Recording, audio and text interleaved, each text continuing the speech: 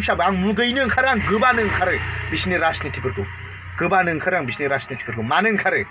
साला नोंसोर गावबा गावनि गादिखौ नायनानै दिनै बर' हारिया दिनै साला सेन्ट्रेल जेल बायदियाव जोंनि एक्स एन डि बियादामोनहा दिनै बेसेबां दालि ओंख्रि जानानै बेवहाय जाम्बाफोरबादि गोदाव सोराव रोनाव दिनै गोदोना आज्लं दिनै माबादि नायहरो सोरबा फैबाय नामा जोंनि लोगोफोर सोरबा फैबाय नामा जोंनि न'खरनि मानसिफोर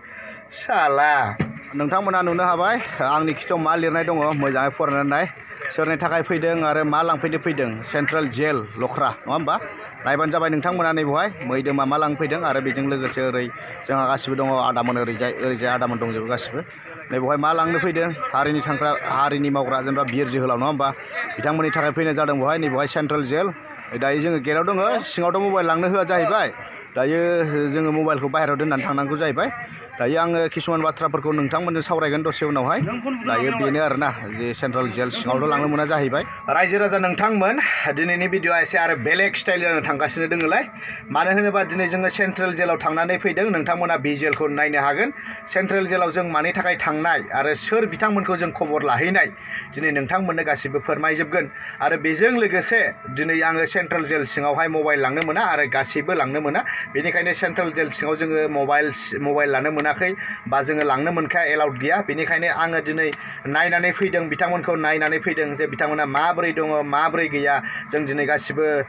बिसोरो माबायदि जायो माबायदि थायो बेखौथ' नुवाबाबो जोङो जास्ट बिथांमोननि सेहेराखौ जोङो नायनानै फैबाय बेनिखायनो आङो नोंथांमोनखौ आङो गुरैयै बा आंनि गोसो गोरबो नङा होमबा आंनि मैदोम बसुमतारी इउटुब चेनेलनिफ्राय आं गोसो गोरबोजों बुंबाय थादों जे जोंनि हारियाव मा सोलिबाय दोङो नोंथांमोना फोरमायलाय जोंनि हारियाव मा सोलिबाय दोङो बेजों लोगोसे आङो बुंबाय थादों दिनैनि दिनाव जोंहा पलिटिक्स नङा होमबा पलिटिक्सनि जोंहा मा बारहावा बारबाय दोङो पलिटिक्सनिसो बारहावा बारबाय दोङो मानो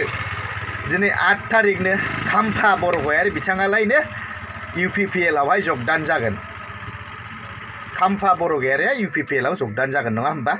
जाबायानो दे मा घन्टा खालामगोन UPPLआव जगदान जानानै मा मावदों मा मावगोन दिनै जोंनि BPFनि बा जों गासिबो दैदेनगिरिफोरा जे माबेबा BJPनो UPPLआवलायनो जयनानो जाबायनो दे जाबाय मा मावगोन दानिया खोथाखौ बुंलाय नोङो मा मावगोन दा खोथाखौ बुं दाना नोंसोरो हा नोंथांमोनखौ आङो बेखौनो बारंबार फोरमायबाय थादो जे जोङो दिनै सेन्ट्रेल जेलाव थांदों जोङो नायदों फैदों दिनै बिथांमोना गाव गावनि गोसो गोरबोजों गासिबो नोङो नायदों जोङो बिथांमोना माबायदि खस्थ'आव दं जोंसो नुदोंना हा दिनै बर'आ दिनै जोंनि हारिया दिनै साला जोङो बेफोरबायदि गादबनानै दोनजादों साला बेलेग जाथिफोरजों ओरैबायदि गादबनानै दोनजादों दिनै साला जेल सिङाव दिनै बेफोरबायदि जोबजानानै दोङो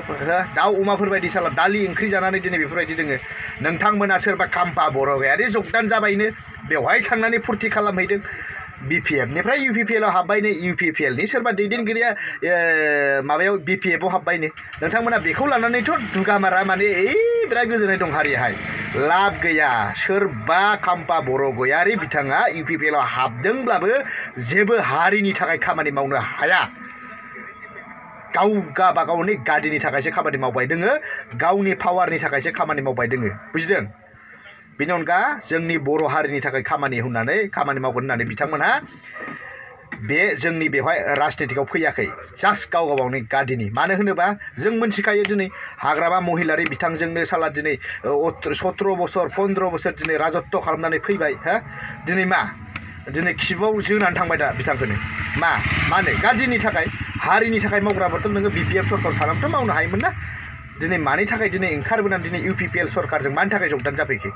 गादि नांगौ नङा होमबा गादि नांगौ पावार नांगौ नङा होमबा बेसोना जेबो गैया बेखायनो आं नोंथांमोनखौ आं बिनि बागै बारे बारे सावरायबाय थानो गोसो गैया पलिटिक्सआ सोरबा बहाबा जइन जादों जायाखै जोंहा बेखौ बाथ्रा बुंनांगौ गैया बेनिखायनो सोरबा सासे पलिटिसियाना सोरबा सासे दैदेनगिरिया नोंथांमोननि गामियाव थांनानै सोरखौबा जुदि बुंहैयोब्ला मोजां बाथ्रा बुंहैयोब्ला नोंथांमोना सिदा बाथ्रा बेखौल' बुं जोंनि हारिनि थाखाय नांग्रा एक्स एन डि बि आदामोननि थाखाय जे नोंथांमोना खामानि मावग्रो बिनि थाखाय बर' रायजोनि थाखाय खामानि माव आं बेखौसो बुंदों बुजिदोंना जे जोंनि हारि जोंनि दैदेनगिरिया नङा जोंनि थाखाय हारि बावसोमनानै खामानि मावबोबाय बर' हारिनि थाखाय खामानि मावबोबाय जे नोंथांमोना बेखौनो बुंबाय था जोंनि हारिनि थाखाय खामानि मावग्रा बिथांमोनखौ सिगांग्रो खामानि मावनो हो बिनि उनावहाय जोंनि जोंनि बर' हारिनि थाखाय खामानि माव आं बेखौसो बुंबाय थादों आरो आं बुंबायानो थागोन सोरबा पलिटिसियाना अबेबा पलिटिक्स हान्जायावहाय जइन जानानै निउस मिडियायाव ओंखारनानै ओरैनो फाल्तु मन्तब्य होबाय थाबा आं बेखौ ना नोंथांमोना मानिनो हागौ आं बेखौ खोमा दायसेबो मानिया आसि फिसाबो आं मानिना लानो हाया